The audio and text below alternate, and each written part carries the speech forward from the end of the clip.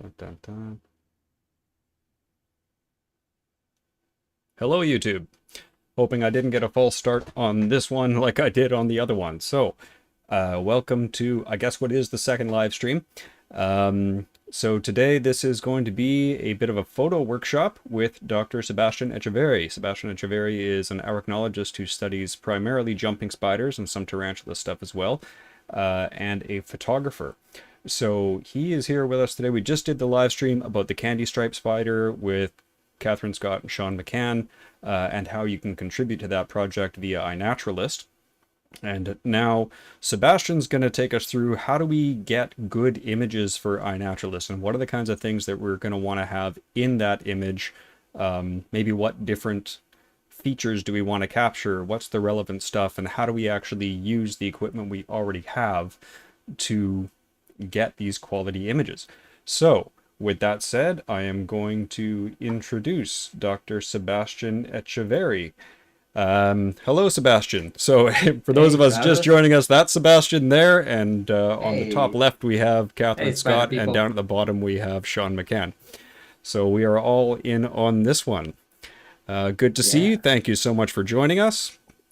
I'm going to try. Thank you so much for having me. I'm very excited to be part of this. I love, as you'll soon see, I like to talk about bugs and photographing bugs, especially spiders. And I could do it for a very long time, and I'm going to try to do it for a not so long time, but we'll have a lot of fun. All right. All right. Am I good to go? I think you're good to go. Why don't we just get right into it, and I'll... Okay. How is this looking? That is pretty good. I am going to just shrink you because I think we want to see more of what's on the screen here. Yeah, you're seeing the... And I'm gonna get rid of myself. Yep. Oh, I see the slide. There's a little image of you up in the corner, but I'm just trying to make sure that it doesn't obscure the slide more than necessary, and I've got rid of myself out of the frame. So it's pretty much all you now. Awesome. Okay, I think I have all my windows set up with all my nonsense, so this should be good. Okay. Hi, everybody. Thank you so much for coming to the part 2 of this event, where we will be learning how to take really cool spider photos with basically any camera you have now. Like from your phone to your old phone to, like, if you have like a Nintendo 3DS lying around and you really want to use that, like, it'll work. I can make it work. Trust me. What am I going to cover today? Wait, before, don't need anything I need to say that. No. Okay, let's just get into it. So what am I going to cover today? First, I just want to talk about why this is a thing that you need to do a workshop for. Taking photos of bugs is hard, and there are reasons, and if we understand those, we can take better photos of bugs. How do we solve those challenges? By spending very little money and putting something together that is, like, not perfect, but actually can get some good shots. What can we do with our camera and ourselves and how we approach the animal to get those photos as nice as they can be with the equipment that we have? And then there's going to be an open Q&A discussion with both myself, Catherine, Sean, Travis, everyone, at the very end. So I know questions will come up as we go. Put them in the chat. Travis is monitoring the chat, so you don't have to keep them in your head the whole time, because I struggle doing that. I have ADHD, so it's like, forget about it, it's gone. You too, huh? Yeah. Welcome to the team. So yeah, put them in the chat, and we will come back to them at the very end and I will try my very best to give us as much time for that Q&A as possible while still getting through most of the stuff. All right. We are at 2:05. Let's go. So why is this difficult? There's a couple reasons, and I've simplified them a bit, but the number one is that bugs are small. There's a bug here. There's a really cool jumping spider in this photo. This is already cropped in. It's still very small. You can't see a lot about the spider. It's small. And we are constrained by the laws of physics, and the laws of physics don't care that we want to take the good bug photos. And what do I mean by that? Let me put it in a different way by asking you this question. What animal has the best vision? Like, okay, dragonfly is famous for their vision. They have huge fields of view. They can react really fast to things. They can track moving objects. But their resolution's like not that great. And they're really only flying out during the day. Okay, maybe owls or like another bird of prey, big eyes, they can see at night. Sure, but their eyes can't really move in their head. Their resolution isn't that great. Their color vision also drops off. Obviously, you're thinking, Sebastian, you're going to lead up to jumping spiders. Those are your favorite spiders. Do they have the best vision? And the answer is no, not really. They can do some things kind of well, but they are so small. And the way that some of them have evolved to see color has required a ton of compromises that are like its own talk to get into. The idea is that there's no one best way to see things, and all of vision and photography is trading off between different ways of seeing things. And this is Okay. something that you cannot ignore in your life, even though your brain tries to help you ignore it. The human field of view is full of this. In your eyes, there's different parts of your eye that see in different ways. There are parts of your eye that are really good at seeing color. There are parts of your eye that are really good at seeing in low light. And those things are not compatible with each other. And so, depending on where you look, you are seeing things differently. Your brain is just putting it all together. And we will talk about post-processing later. But to get back to the idea of bugs, they're small, and our cameras, the ones that we have on our phones, are not designed to take pictures of very small things. They're designed to take pictures of like boring, like human-sized things. You know, like I don't want to look at a human. I do that all the time. But we have the power to change that. We can make the camera do things that it was not designed to do and do them pretty well. And we could do them in basically the jankiest way possible and still get some really cool photos. Today, I'll mostly be talking about smartphone photography, like I've said, but I will, at the end, throw in some cheap DSLR setups and equipment that we could talk about later in the Q&A, but just like to get it out there in case you have one, or you have a little bit of money and you want to get into more intense photography, I'll mention it. So, what do we need to make this happen? Okay, obviously we need a camera. We need something to take that picture. We need to make the small thing big. So we need some sort of magnification. Now, the problem with small things is that they're so small that not a lot of light hits them. And so when you're trying to collect that light into a photo, you don't have a lot of it. So it's helpful to have lots of light or extra lighting. Helpful, you can get around this. You need like a cool bug like this paradise jumping spider to photograph, because obviously that's what we're here for. Starting with the furthermost left, cameras.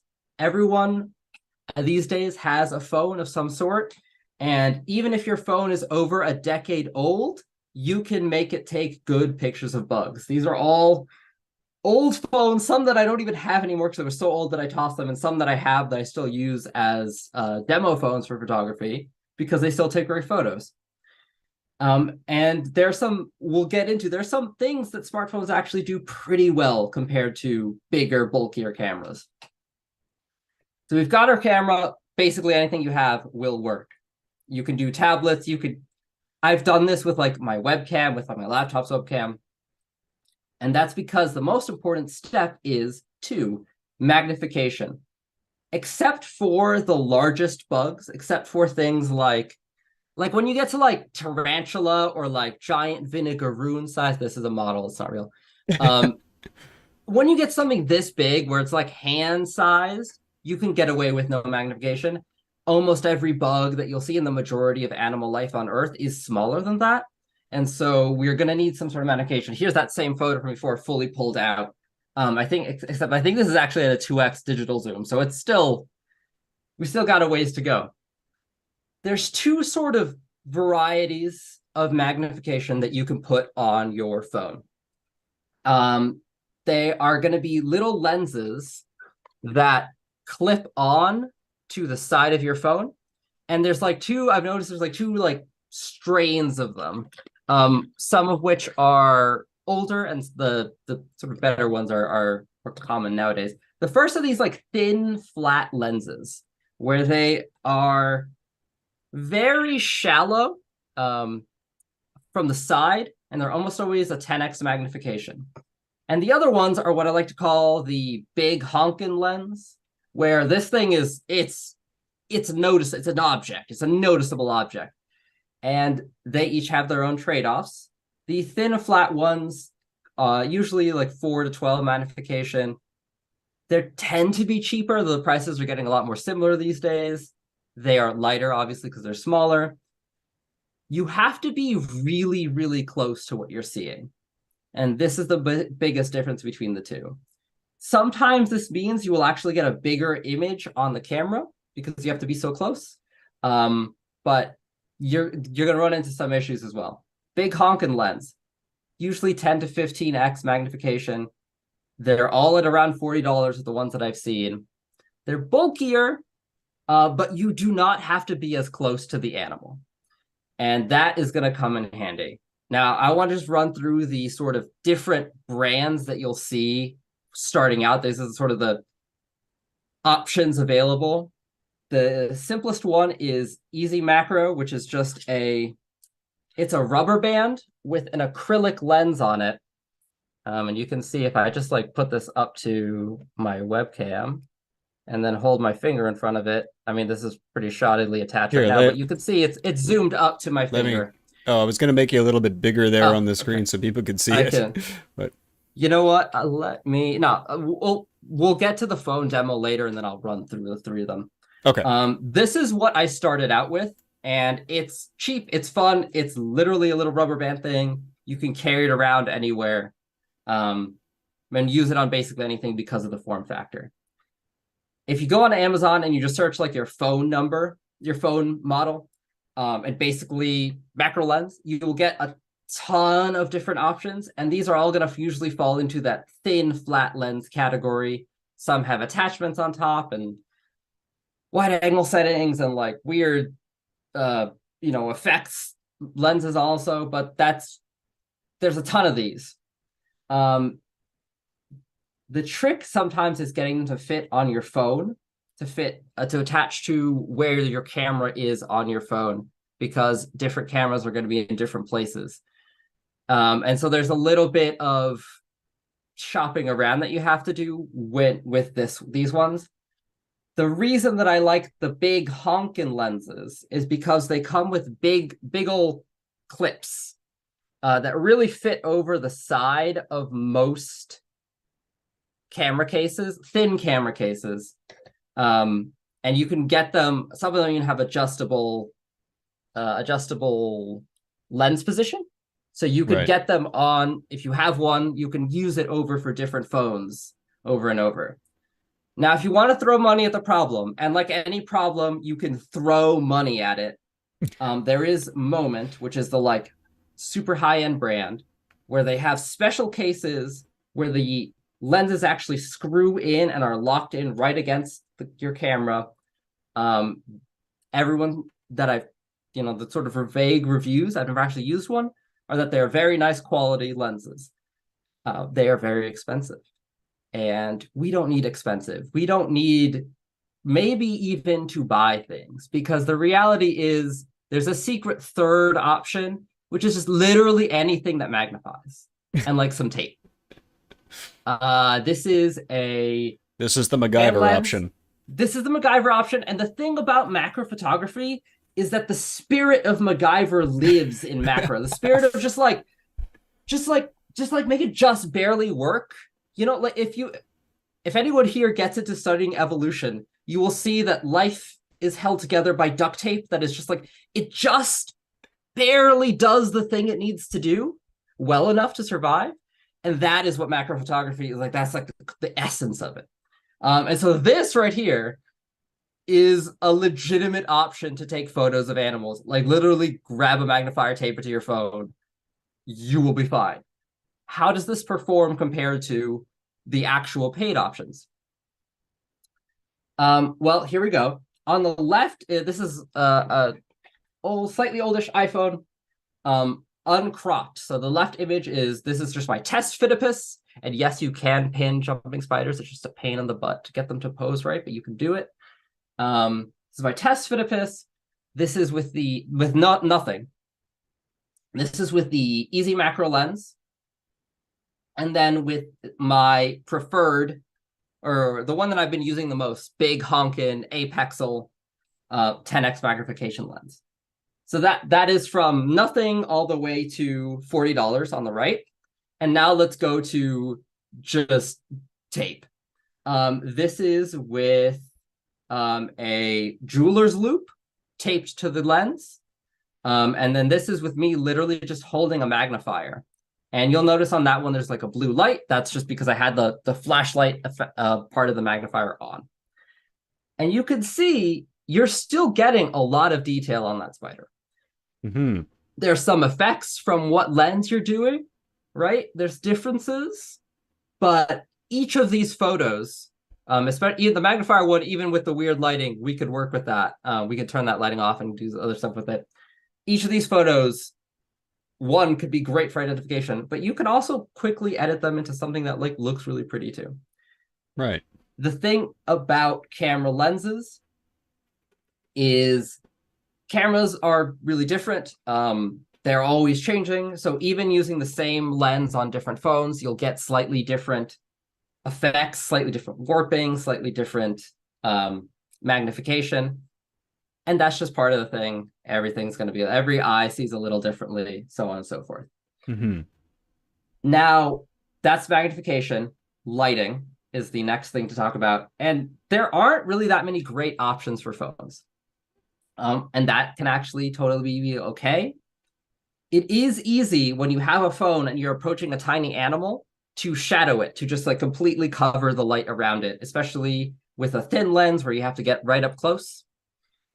But one of the nice things about smartphones is that they are built for one thing that big cameras tend to not be as good at, and that is low light photography. They tend to be a little bit more tolerant of working in dark settings. And that comes in really handy with macro photography. When I started with bigger cameras, I was getting better photos on my phone until I learned how to use the camera. And a lot of the time, if you're out during the day, which most humans are, your day or your yes, okay, your natural light is going to be plenty to get really good photos of your animal, as long as you aren't covering them. Mm-hmm. And so that is just a matter of keeping track of where the sun is relative to the animal, and you can get some really beautiful, crisp images.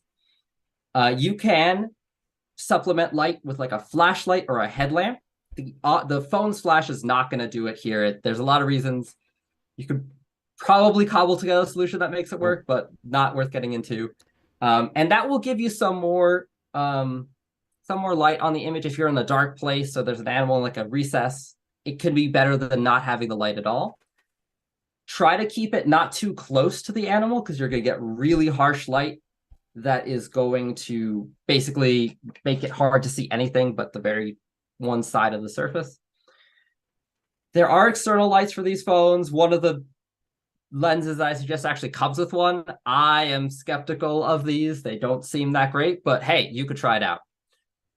Okay. So that's equipment. You basically get anything that magnifies, attach the things together. You're more or less ready to go equipment-wise. How do we use them? What can we do to get this to be a nice photo? So one of the first things you'll realize when you go out and you hang out with some bugs is that bugs don't like it when giant predators get near them. Is this not? Okay, here we go. And so when you approach, if you move too fast, that animal will startle. Bugs, a lot of these animals are really sensitive to motion, especially the shape of something approaching quickly. And so if you try to put your phone right in its face to get, I want to get it before it goes away, it's going to react and be gone before you can find it again. And they also are sensitive to air movement in a way that we aren't as much. And so even just if you're breathing in the direction of the animal, I've startled the spider by laughing once because I was just too excited. I saw the spider, I laughed, and it felt the wind, and it was like, oh, something's coming towards me, I'm going to hide. And so just keeping track of moving slowly and keeping track of your breath will get you so many more good photos than most of the other things I'm going to say here. Understanding how to work with an animal so that it doesn't get scared and feel like it needs to leave because it's in danger. Now, this is a point where you have to think about, what do you want to do with this photo? I found a cool bug. What do I want to do with that photo? Do I want to use this photo to get a really good identification and post on iNaturalist and put it as a part of a community science project? Or do I want a photo that looks really cool or is telling a story about the animal, that is going to capture an interesting behavior or something that I could just look at and be really happy at? So an aesthetic, creative, artistic photo. These don't have to be mutually exclusive, but there are some trade-offs to the two. And it's really helpful to have in your mind, what am I going to go for before I'm up next to the animal? Because it's going to change how you approach and when you start taking your photos. If you're going for an identification type shot, your goal is to get a photo before the animal gets too scared and leaves. And that means that you want to take that first shot from further away. Maybe you don't have the focus right. Maybe the animal's still pretty small, but you can see the coloration, like on this Paraphytopus aurantius here. This is a uncropped, there's no equipment on the phone. It's just straight from the phone. But I can see the markings of the spider, and if I get any closer, it's out in the open, it's going to see me, it might leave. And so I took a photo here before risking anything, because in that moment, my goal was to record that the spider was here. And that the other half of this is, as we mentioned before, there are certain angles, certain types of photos that are going to be more helpful than others in identifying an animal. You want to, for spiders, since this is the goal, and generally this is generally applicable for spiders, most useful top down, so that you can see the overall pattern of the animal, and the leg lengths, and body shape, which can help identify very quickly. The face, which is going to give you the eye pattern, which again can identify a lot of animals. It can show you the pedipalp, so you can get the sex if it's an adult male or female. The chelicera shape, things like that. And then if you want to go the extra mile, there is the underbelly. Advanced slide, thank you. There's the underbelly of the spider, which will show you the genital opening, and sometimes and the book lungs. Some spider families are really easy to identify by the number, and is almost always the top down, because that gives you the most, at least for visual identification, like on iNaturalist, that tends to be the number one thing that is really helpful. And you can see that there doesn't have to be a difference. That middle photo is a really cute photo of that jumping spider. It's the same species as the one on the left. And it is giving us information about the identity, but from that photo alone, it would be much harder to identify it. But with the pattern, I know immediately what species that is, and iNaturalist will pick that up. Right, okay. There is a trick that you can do. Obviously, you see that there's kind of a difference in how these animals have been photographed. Having a photo of the animal in its natural habitat is really helpful. It gives you an idea of where it lives, if it's in a web, etc. Sometimes you don't have the ability to get that great shot, but you can collect the animal briefly and use a clear vial to get more ID photos. Especially, this is, depending on like how comfortable you are with collecting a spider. Or some of them move fast, etc. But generally, the same principle of move very slowly when you're approaching with a vial, same as with the camera, will do you a lot of good there. There's also if you want an arts and crafts project, you can make a spy pot, which is like a very similar thing that actually holds the animal in place better. There's tons of tutorials on YouTube that are fun to check out, that are also, again, really useful, especially for getting that underbelly shot, because with the vials, they can still kind of walk around. Also for fast moving animals that like don't want to stay still, and you can't tell if it's an ant or a spider until you put it in a vial and you're like, I know how many legs you have. I see those eyes. A very useful thing to do, to just have something like that. When you're taking, and like again, this is still a pretty photo, but the most information here is about what kind of spider this is. When I'm taking a photo that's to tell a story, I want to get into that spider's kind of world. And that means taking a photo close to where its eye level was. You saw before I was out, I was above the animal, I was looking at kind of from a human size. Here, I'm down in front of the animal, I'm low, I'm actually below its eye level. And that helps you see more of its sort of quote unquote expressions and behaviors, but also to get a focus on the eyes, which this is the thing about us humans. Our brains are programmed to like looking at eyes, and so if we take photos of things where the eyes are easy to look at, we like the photos better. This is just like you can't. That's just how your brain works. You evolved to work that way, and so it's really useful if you want to take a really nice photo to get the eyes in sharp focus. And this is somewhere where you can play around with what's around the animal, trying to get something that matches the color or matches the this complementary. So here's an example of that kind of photo. This is a photo that's very hard to ID from, but it is showing a cool behavior. I don't have the eyes in focus, but I have the tips of the legs and that one strand of silk of the spider. And I'm showing how it's able to move on that. The story of the photo is different than in terms of identification.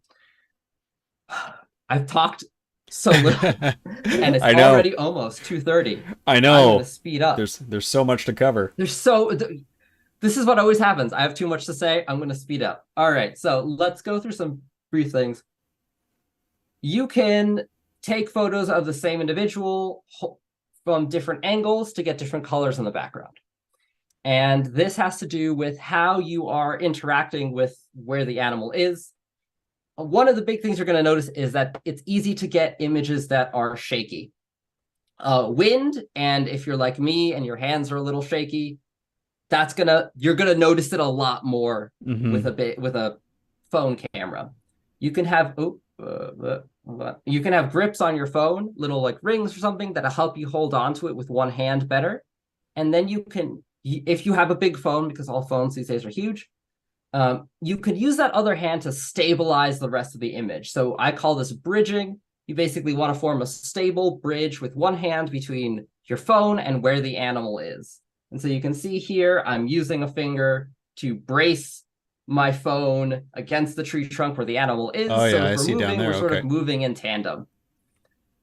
If your animal is on, if your animal is on like a stem, you can gently hold it with one hand and then hold the phone with the other, so that you are again controlling for that stem swaying in the breeze.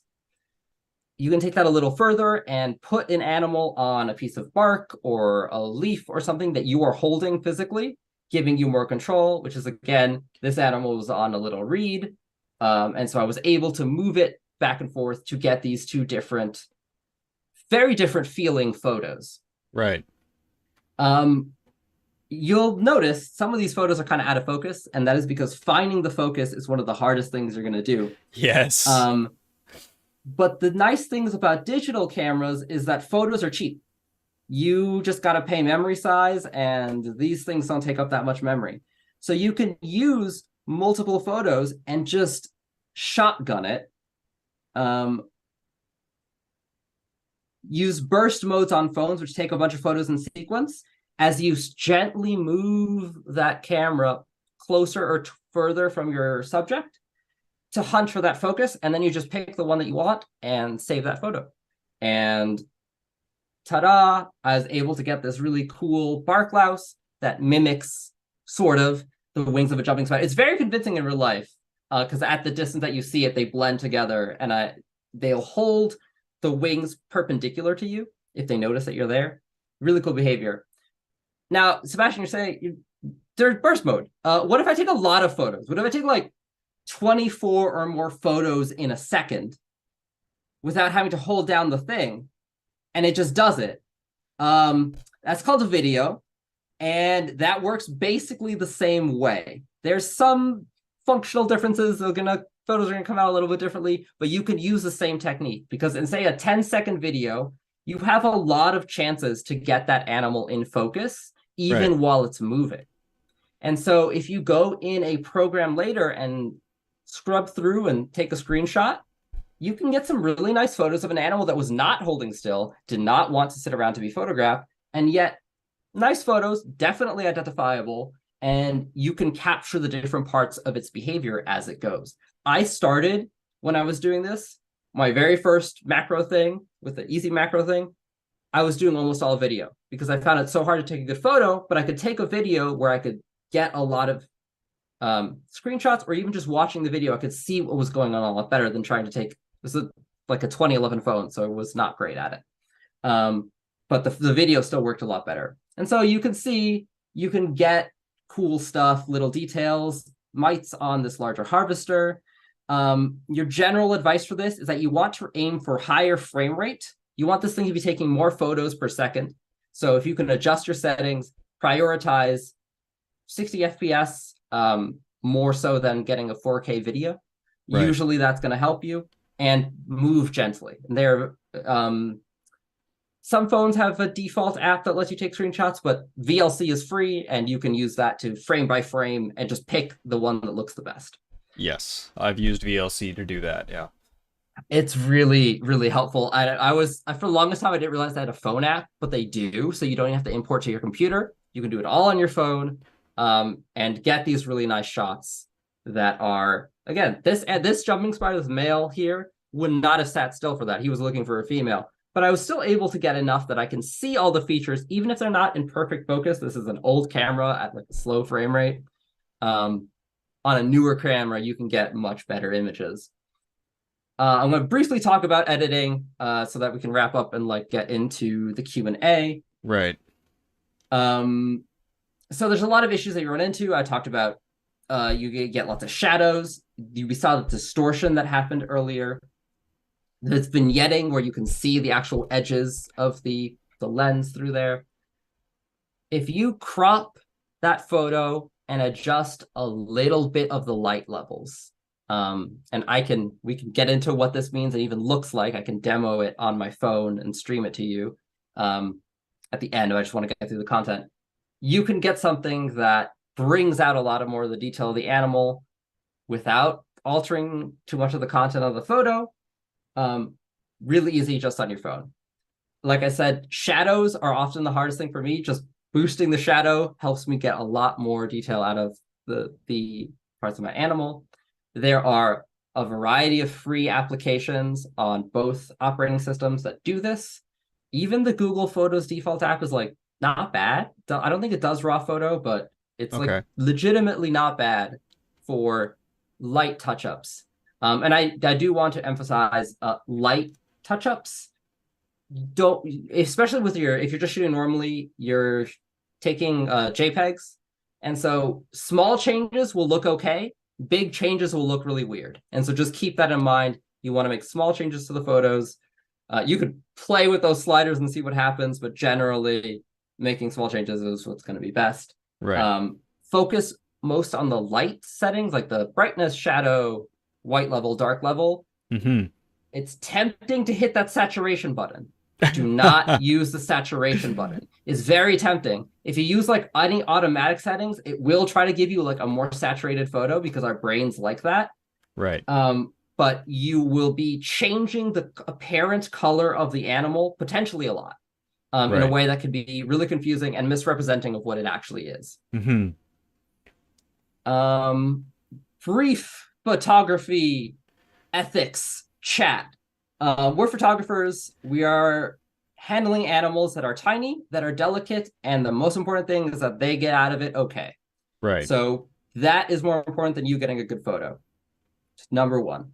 If you're handling an animal, be really careful and gentle, and put them back to where you found them, so that they can go on out on their lives.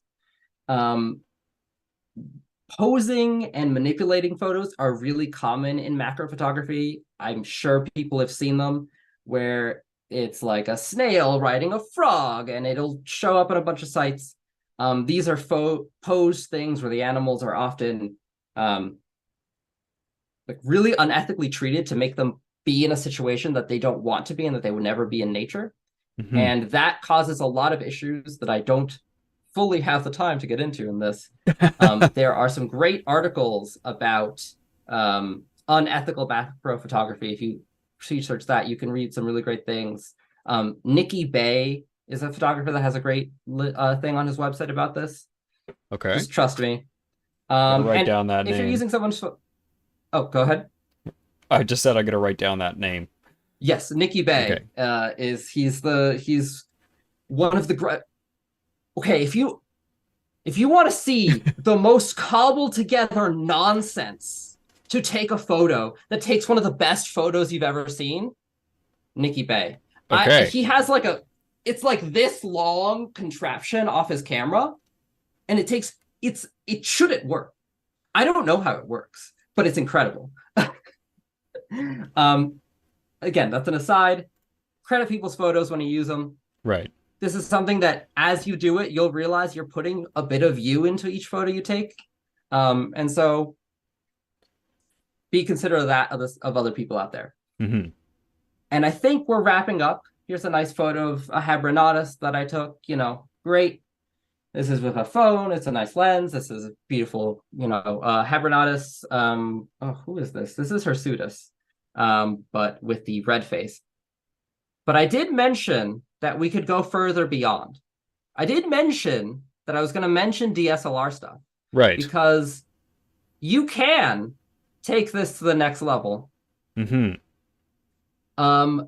Without spending a lot of money. This is with an entry-level lens, with a real basic setup, and it's still one of my favorite photos that I've taken.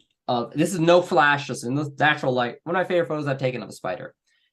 Really quick run through of basic DSLR stuff. You want to get yourself a used entry-level camera body. Yep. $50 to $100 on a reputable site. You want to get either the kit lens or a small telephoto. The 55 to 200 millimeter on the Nikon, really nice. Again, used, it's all good. Magnification, you have a bunch of options. You can get extension tubes, a reverse mount, which is very cheap. It's a little janky. If you want to embrace the jank, you can save money. Or the Raynox clip, which is a clip-on lens for a big camera. That is the nicest of the options, I would say. But it's also a little bit of the priciest. Lighting, you could skip lighting. Honestly, to start out with, you can skip lighting. You can go out in natural light and adjust your settings and get some good photos. Like I said, that previous photo, all natural light. If you want to get lighting, a 50 to 80, they raised the prices on for some reason. Speed light flash, which is just it's a thing. It clips on to the top of your camera. And then you want to get a little diffuser, which is, you can make these, but this is $10. It just goes on your barrel of your lens. And that will get you some beautiful photos once you have some practice using it. Right. And so that's, I don't know, $200 to $300 depending on what you pick.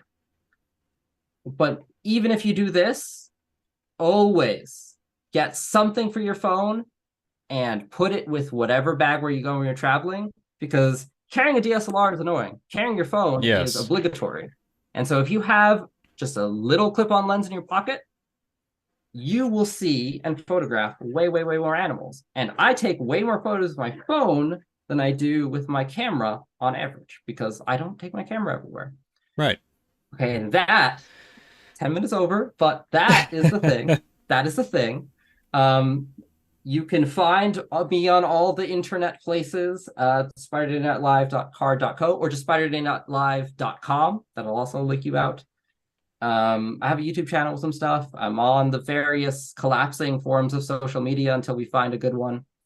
And now I would like to talk to you about all of your wonderful questions and all the things that I could explain better.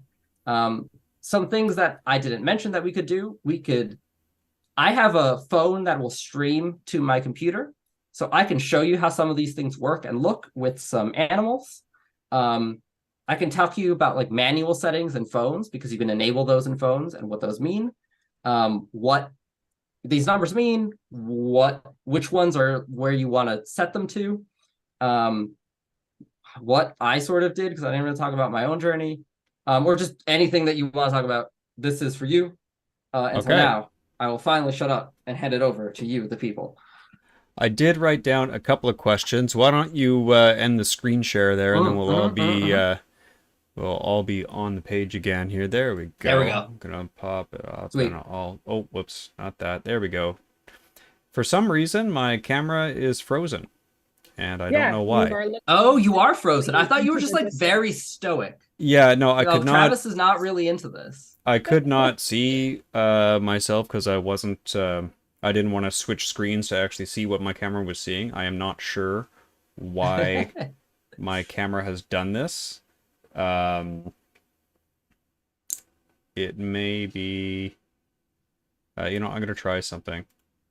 Sorry, everybody. I'm gonna stop my virtual camera for a second because it's piping from. If I go here, oh no, I'm actually stuck right there too. I'm stuck in while OBS. you're doing that, Travis, I just wanted to say thank you, Sebastian. That was super useful, and I think like the message that I would like to share, like I've just started using a macro clip-on for my iPhone, and the first few times you use it, it's really frustrating.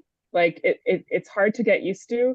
But the more you do it, the easier it will get. You'll kind of figure out how to do it. And as you said, like often if I see something cool and I don't want to miss it, I will take a picture first without my macro lens and just like document the shot from farther away and like gradually move in closer and closer. And then when I'm like, okay, it's staying still, I've got a picture, now I'm going to put on my macro lens and see if I can creep right up to it and get it. But also, like, yeah, the best camera is the one that you have on you, and the best picture is the one that you take. And the more you do it and have fun with it, the better you'll get at it and the more satisfying it will be. And I think Sean probably has more to say about that as well, because he's really into photography too.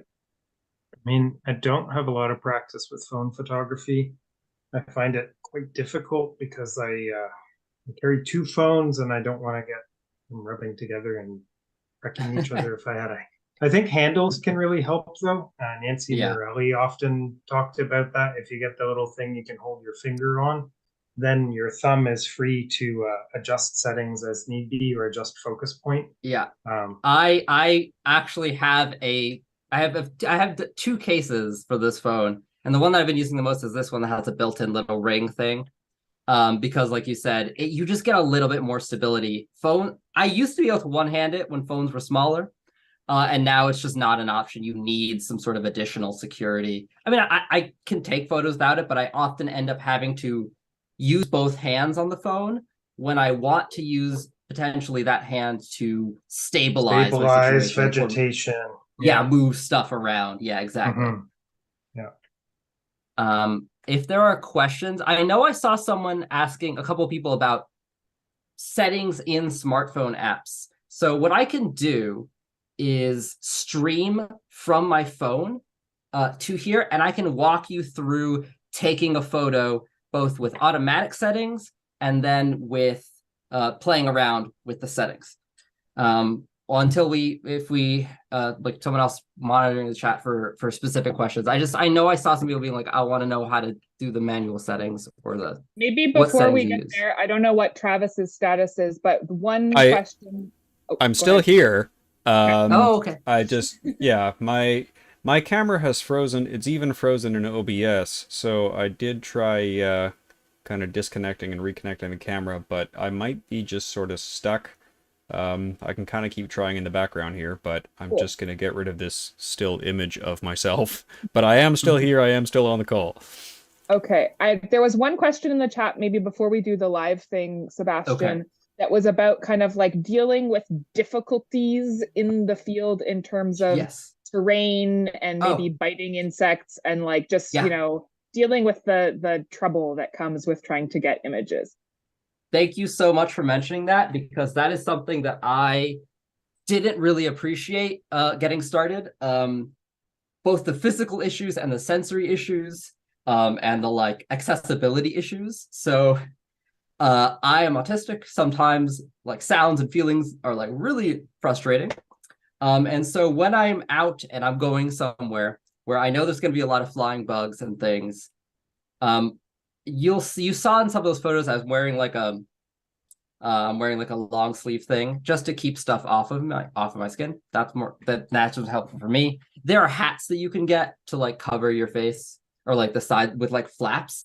They look dorky, but man, I can't go back, because I have lost great photos because a mosquito or something buzzed my ear and I flinched, and I startled the animal.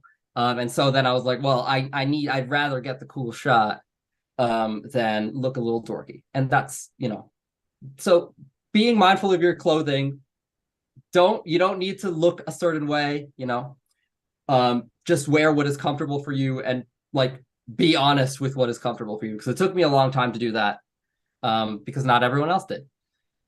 2, this is a thing that you may not run into if you're like just walking around and you see a spider, but if you're like, I want to go to take some photos, there is one piece of equipment, one piece of clothing that I will not do photography without if I can avoid it. And they're not in this room because they're drying, because I'm going on a conference tomorrow where I'll do a lot of photography, and it is knee pads. I don't have the photo of me up, but if you look at most of my photos where I'm doing photography, I am wearing knee pads, like for construction or for gardening or whatever, because the thing is, humans are up here, we're like up, but then the bugs are down there on the ground, and they move fast. And so you want to be able to get on the ground quickly without hurting yourself and without being in pain. And so with knee pads, I can just dive onto my knees and like slide or just crouch down really easy and be really stable and not in pain. And the first field season that I did, everyone made fun of Sebastian for like a day.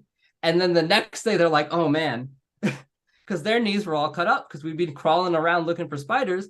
I was totally fine. Knee pads. Also if you padded gloves too, because often if you're out on the ground, I will have one hand holding myself steady on the ground. If it's rocky, if there's like sharp stuff, I use like fingerless gloves sometimes, but that's less useful. The knee pads are the non-negotiable. Knee pads are you will get much better photos if you don't need to worry about hurting yourself when you're going somewhere. The other thing about like accessibility and like getting photos is very real, because there's this idea of like, oh, I got to go somewhere like really remote to like find cool animals. And that's just a lie. I mean, it's a lie in the sense that like, if you go somewhere remote, you will find cool animals. I could also go outside, and literally like walk out into the little garden where I take my dog to pee, and I will see ridiculously cool bugs, because bugs are basically everywhere. Some places have more of them. Sometimes you have to look a little closer. But once you get a macro lens and you start spotting these things, you will realize that you can go basically anywhere, even indoors, on any continent, wherever you go, and you will be able to find cool animals to photograph. And so even if you don't want to go off-road, you don't want to go somewhere, because there's a lot of reasons that you wouldn't want to. You will, especially with your phone, you don't need anything heavy, you don't need extra equipment, and you can still see a lot of really cool stuff that is just hiding in plain sight, basically. It's just small. That's the only thing, it's just small. And once you can make it big, the world's your oyster. Except not oysters, because they're big enough that you don't need macro. I do think really, that's sorry, go ahead, Sean. Oh, I was gonna say it's the one democratizing thing. It's macro photography. It's available to anyone, even those who live in large cities. And it's a great hobby for the Anthropocene, because maybe all the large megafauna will be gone very shortly, but we'll still have insects, and at the very least there'll be bed bugs and cockroaches, infesting your hovel, and there'll still be jumping spiders. There's a bunch of great species that are really adapted to human affected areas. Your big Phidippus audax are basically everywhere. Your Salticus. You will get to see you will see ant mimics around too. Yeah, and speaking of ant mimics, I think that Murmuracne formicaria was first documented in Canada, I think, like in a city park, basically. So you don't have to go. And they've been spreading. Yeah, they're everywhere. Yeah, I see them just walking around. Every ant that you see, don't trust it. Just double check, because like it could be a really cool spider. That's definitely true. And like I love what you're saying about how you don't have to go far. I mean, Sean and Catherine probably remember this. I found a jumping spider in my backyard, just on my planter, and I took some photos of it, and I'm like, I'm not sure what this is. I can't seem to... That was a Habernatus, right? It was a Habernatus viridipes, Yeah. which it turned out there wasn't a single record of it in the province on iNaturalist I've never yet. even seen one. I haven't seen one yet. Beautiful little spider. Yeah. But yeah, it was a first for iNaturalist. I guess they have been seen in the province before, but it still, felt kind of cool to be the first one on iNat to... That is the other thing I will say. Once you start being active on iNat with your phone, you will start being like there was a point where my wife was using it to just look at birds, and she just, oh, what's in this park that we always go to, and all the observations were from me, and you'll quickly become very familiar with what animals live around you, and you will be deeply impressed at how many animals live around you. And you'll start noticing also the seasons of them. Like I know it's spring when the Salticus are out on the brick wall sunning themselves, because I'm always looking for a spider. It's a great way to like preview what you might see when you're traveling as well, because you can search the locality and see what's commonly. And iNat you can organize into like top observations for that given taxon. Oh, go ahead, sorry. Oh no, I'm done. Yeah. So I was gonna gives say you a real good idea. That is something that I used in my PhD to plan fieldwork.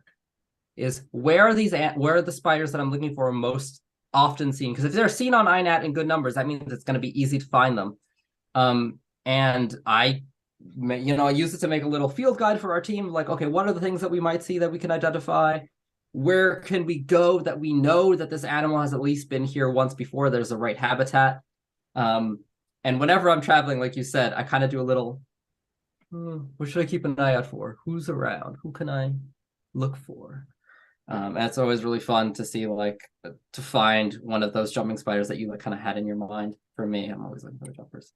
I know there's been a couple questions. Yeah, I'm just monitoring the chat here to see if there's any questions. Sure. I know I might have missed some of the conversation as I was dealing with my camera, so I know you guys addressed some questions. I'm just scrolling through the chat here. Would we want to do... I could show off there were a couple that I noticed that came up earlier, and I'm not sure if you guys addressed them. Marty Herrick had asked about dealing with terrain. Did we already kind of cover that? Yeah. We did. Okay, and then Eric Eden asked about bridge cameras. Was there... he mentioned the SX70s. Oh, bridge cameras. Yeah. Yeah.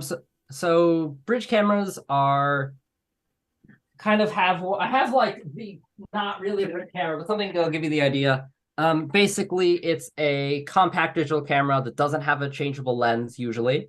Right. It usually has pretty good zoom, and it usually has manual settings, which is very useful because this camera here, this is a Canon from like 2014, and it has a manual zoom and a manual focus.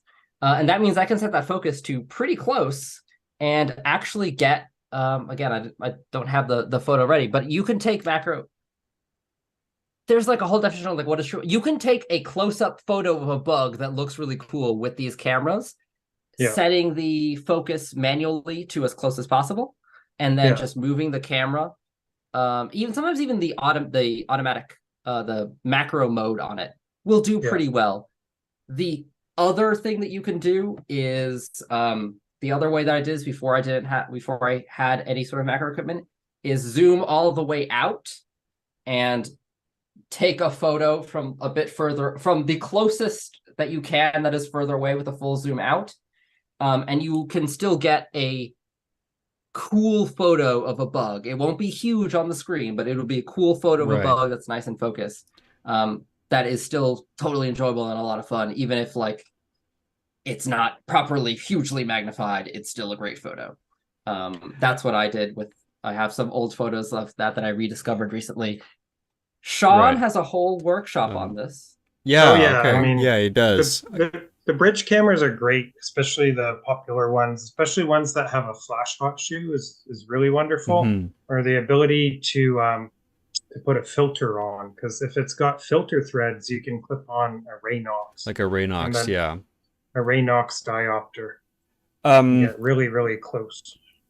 I was just going to mention a couple of people have asked, but we never did get to the manual settings on phones, Yes. which is actually a Let's super do handy this. thing. Let's I've make this used it. happen. It's great. Okay. Yeah. If you want to run us Okay, through so that. manual settings on phones are a magical little thing that you can do. It works differently well depending on what your phone is. But let's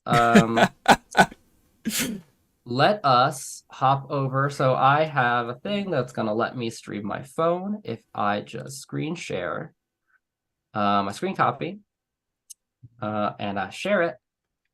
You should all be seeing yourselves multiplied infinitely. I guess if I do something like that. And all my like anime art and so on. But this is just streaming photo from my phone. This is a Google Pixel 7 on the default Google Photos app or Google Camera. You have some control here, but not very much. You can basically just tell it to not do certain levels of extra processing. And you can kind of change the zoom. And you can change the exposure. So here, let's sort of focus on this guy.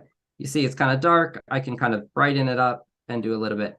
This is what a lot of default phone cameras can do, and it like in the automatic mode. Right. It's not great. You can take great photos with this because I just want to show it off. I'm going to put on, oh, right. I forgot that like you see when I lift the phone to look into it. Hello again. When I put the, oh God, that's my face. I'm sorry. I'm sorry for what I've done to you people. Don't apologize. This is gold. So when you put the lens on, the autofocus will still work because it's just changing the image that goes into the camera. And so, yeah, there's some differences in like how the phone is used to seeing certain type of images, but you can still tap on the screen and it will try to scan my little badly written label there. And you can, oh, it's a little dark. I'm going to kind of adjust the lighting a bit. And that's about it you can do and take a photo. Now, that's nice because you have the autofocus that's still tracking, on this newer phone. It's a new phone, so other phones will do it. Will track the focus after you tap it in. Right. But we want more control. And so we can download an app called, there's a bunch of different options. You can use the Lightroom app.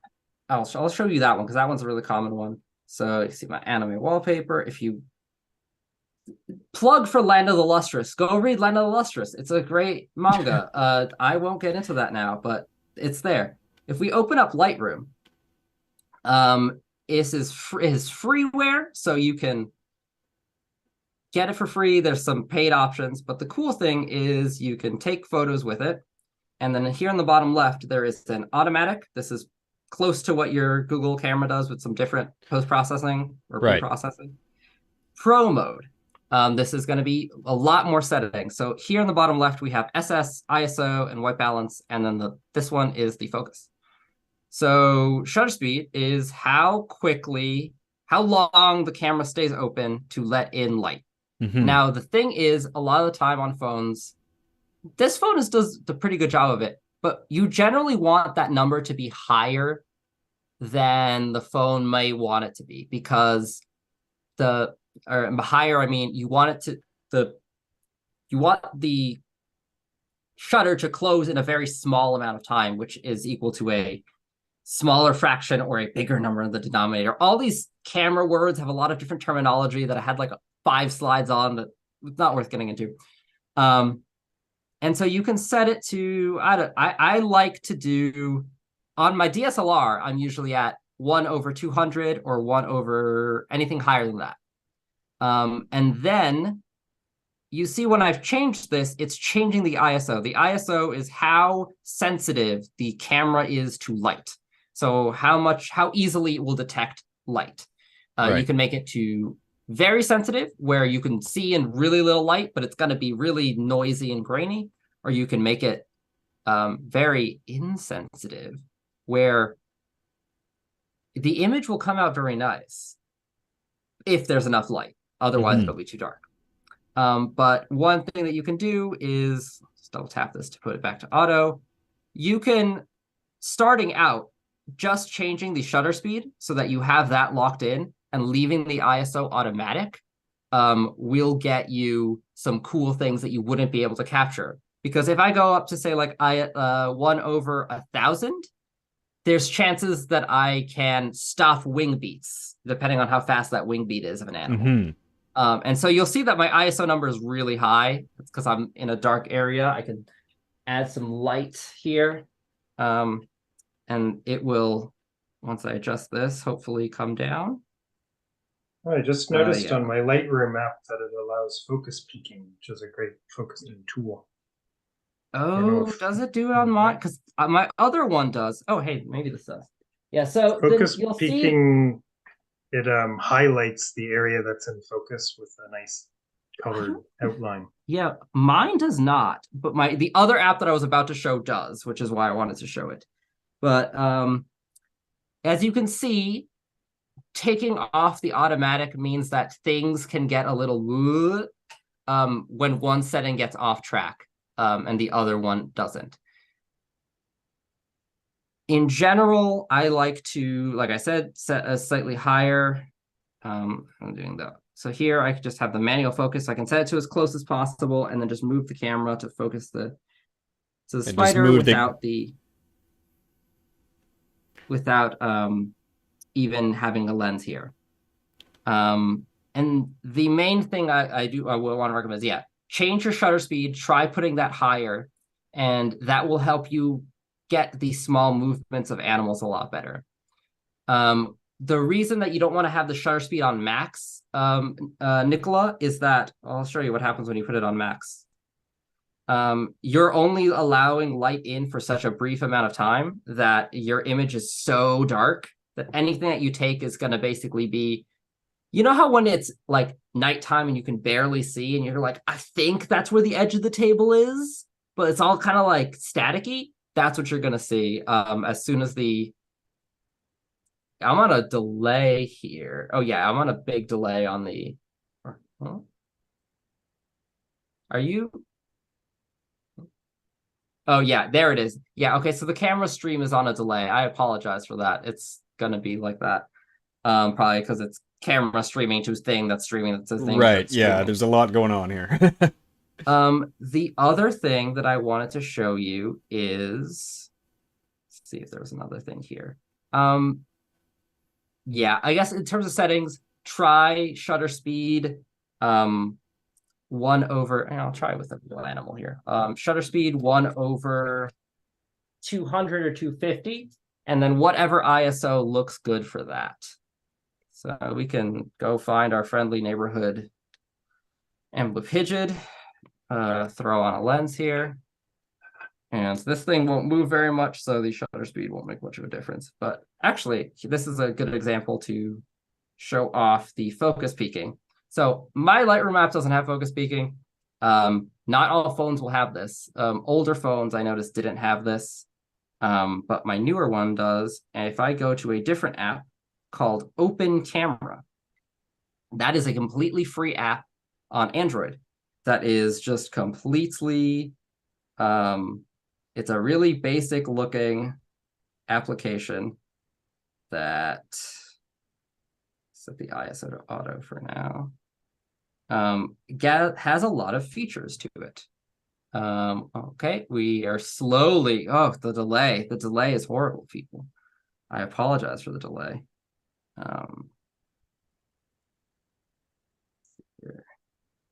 Okay, so I'm going to enable, I'm just going to put the ISO to auto. So I want to show you the focus peaking. So focus peaking is a feature that fancy new cameras have that DSLRs tend to not.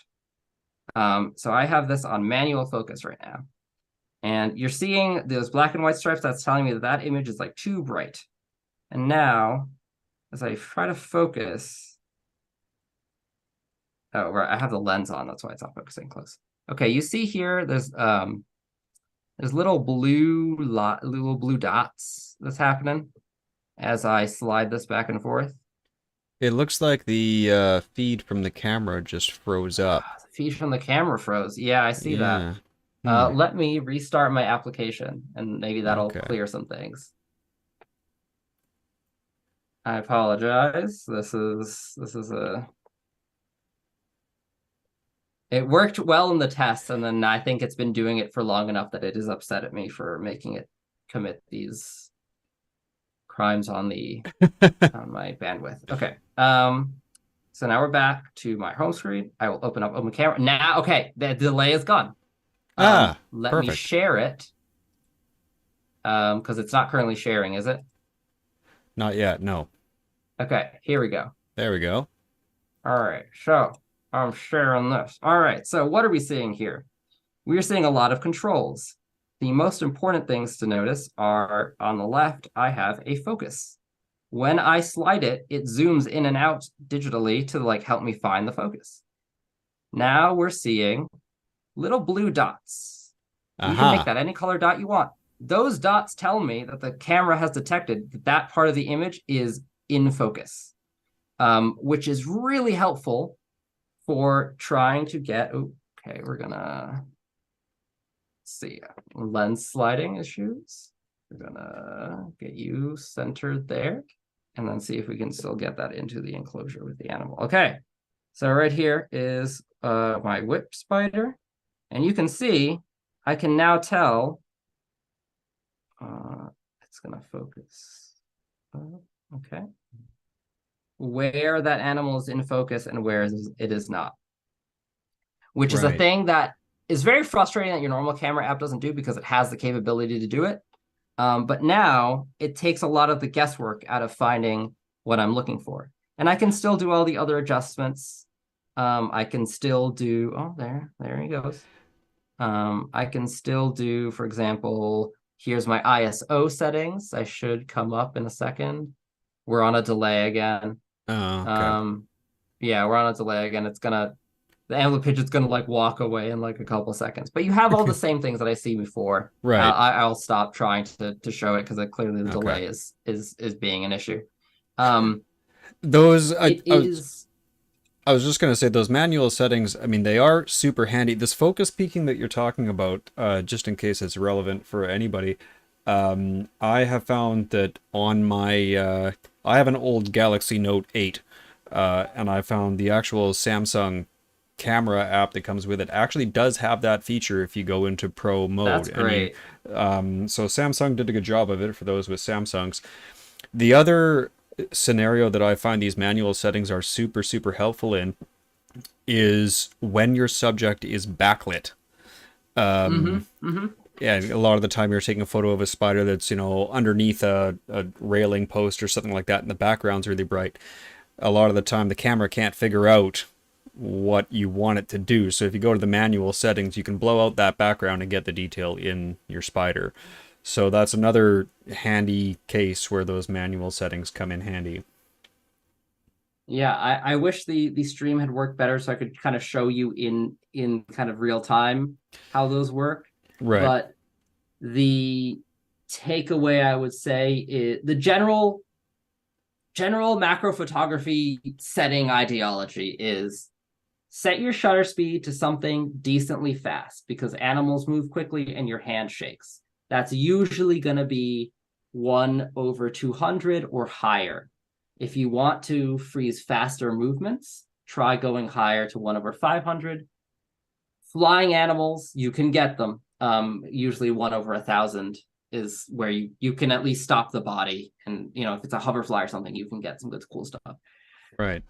Set your ISO to the lowest it will go that still looks where the image still looks like it's not too dark. Right. Because the lower the ISO is, the smoother the quality of the photo will be, the better your colors will be. But leaving it on auto, if you can just change the shutter speed and leave ISO auto, that will let you get a lot of fun stuff. Right. And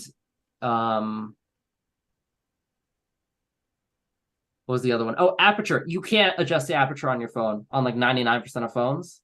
It's just what it is. Yeah, And I've so you don't have to noticed worry that. about that one. You Mhm. don't have to worry about that one.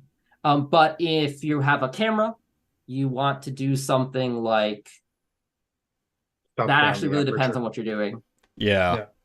Yeah, that one's the most variable one. That's like there's a lot of stuff that goes into that. But Yeah, there is, whether you're iPhone, using a flash or whatever, and yeah. that's its own discussion. Yeah. You might want to manually set white balance if you're using some sort of artificial light source at night that looks a little funky. Then basically just try to correct it on something that's a neutral. And yeah, but you'll find out. You'll be like, why are my photos all so orange and terrible? It's probably a white balance issue. The other thing I will say is that all of these manual or professional modes let you shoot in RAW, which is without compressing the image, which basically is it basically records all the information that's on the camera instead of recording instructions for the computer to display an image that looks like the original one, which is roughly what compression is. I think. I don't know if I'm explaining that right.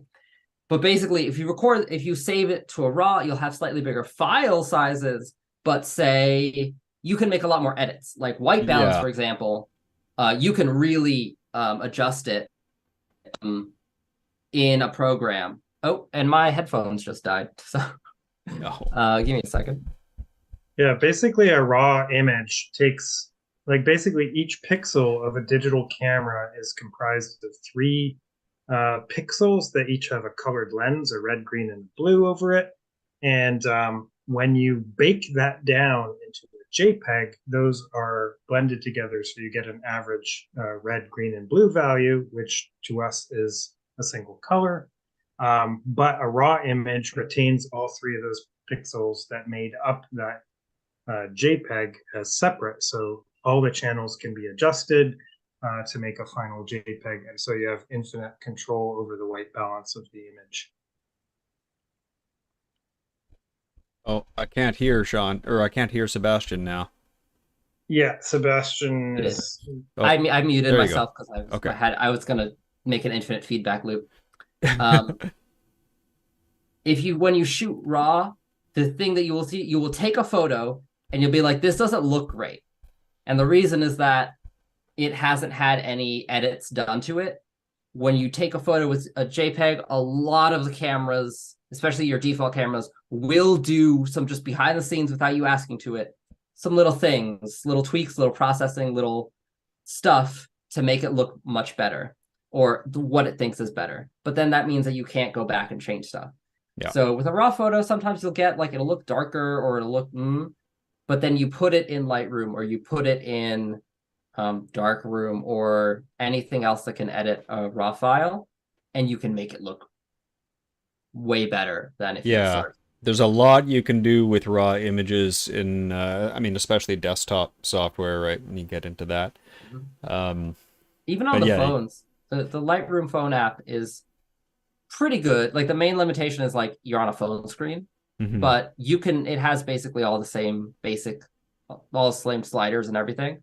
Right. That's what I use just because it syncs my phone, my photos, and I can, edit a photo to look good, to look really nice, to get it to like. And now I'm at the point where I'm like zooming in and looking at stuff and like looking at little things, which is a whole like rabbit hole you can get into that's like not worth getting into. But you can do a lot of stuff just on your phone. Definitely shop around by not paying for an app at first, because especially in the Android world, some of the seemingly very good, raw capable photo apps don't work on all phones. Yeah. And so try it out before you buy it. So. That's why I would recommend Open Camera, because it's just free. And it works on most phones. Right. And they didn't allow it on iPhone. It's so sad. I used to use it. Yeah, iPhone has a lot of, almost all of the like manual camera apps there are paid. Exactly. It's really weird. Yeah. But Lightroom is still available. Yeah. And it works. Yeah. It does have terrible file naming conventions for like actually extracting your RAWs, and it stores them in weird places. So it's not like using a camera. Yeah. Basically what they want you to do is bake down your raw images from the Lightroom app into exporting a JPEG kind of thing. And I kind of want to just throw it on my computer and play with it there, and it's not easy to do. iOS file management is like just a different just whole rant that I have stored in me. Because as you may have seen in that presentation, I had an iPhone briefly, going from a bunch of Android phones to an iPhone, and then I was like, no. No, I'm going back. I'm going back. Now I'm firmly back out. But I feel like I want to call out to the people who are still here and still hanging out. What other questions do you have before I have the ability to just go on random directions. I would just emphasize, like, carve out the time for yourself to practice with macro photography. It's your most precious resource. You know, phones, cameras, all of that is rather secondary, but the time to get in the field and practice with what you have is crucial. And so allow yourself that time to do it, because otherwise you'll just sit at home alone doing work or stuff like that. I think as well, something else to remember is that, I mean, even when you look at professional photographers or whatever, like, don't put too much pressure on yourself to get that fantastic photo straight away, because I know, I mean, the photos that I shoot and that I'm using in my videos, for every one good photo that you see, I shot 25 that were garbage. And that is just the nature of the game. So, I mean, it's a lot less discouraging if you understand that going into it. Yeah, that is like with anything else online, it's really easy to see the successes and not see the amount of work that goes into all of those. Yeah. A lot of really nice images you'll see will not just be the result of a lot of time and a lot of shots, but also a lot of editing and post-processing software to make it look extra pretty. Yeah. And you can do all those things. You can learn how to do all those things. They're cool. But you can have a lot of fun with just the most basic equipment. Yes. Yeah, and try to examine what you like in macro photography, and then try to figure out, either by asking the photographer directly or looking at their blogs, how they achieved that result, and then try it out for yourself, because it's an iterative process in learning how to do any skill, right? So start targeting a particular style of photo that you like and want to emulate, and see if you can make it happen. Sorry, Sebastian, there was one question about, are there any apps for iPhones that can do those things? If people are. So the ones that I'm aware of that at least have a free trial, if not a free version. So Adobe Lightroom is on iPhone. Oh, I'm getting an unstable internet connection here. Oh, sorry.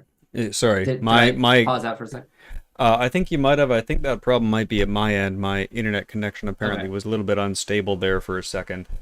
Yeah. What were the? Can you just name the apps that you mentioned there again? I'll put them in the chat as well. Okay. So the Lightroom and Darkroom, the names, or it might actually be Darktable. Darktable is the Lightroom equivalent. It's also available for desktop. Yeah, Darktable is what I use. Let me check my slides, because I got confused about this when I was making the slides. I use Darktable on the desktop, because I know I had this, like, Darkroom is on mobile, Darktable is on desktop, but also its website is down. I'm not sure if it's still available, because I was trying to look it up for a different thing. No, I've been using. Yeah, I've been using Darktable for a while.